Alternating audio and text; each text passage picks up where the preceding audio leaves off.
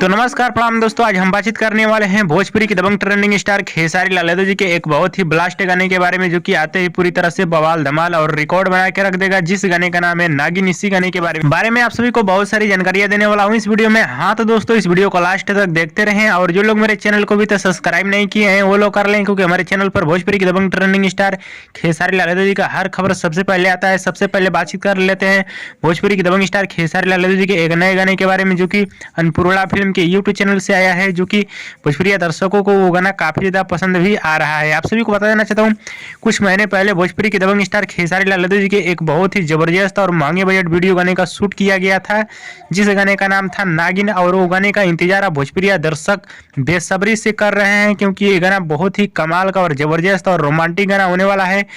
और इस वीडियो गाने में भोजपुरी के दबंग स्टार खेसारी लाल यादव जी एकदम बिल्कुल नए और अलग लुक में नजर आने वाले हैं। हाँ तो चलिए दोस्तों, आप सभी को बताना चाहता हूँ भोजपुरी की दबंग ट्रेंडिंग स्टार खेसारी लाल यादव जी का नागिन गाना आप सभी के बीच कब तक आएगा।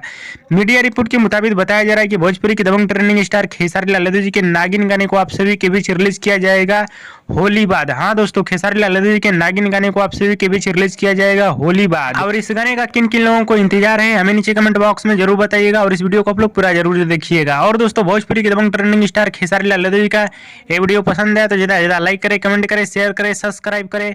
धन्यवाद दोस्तों।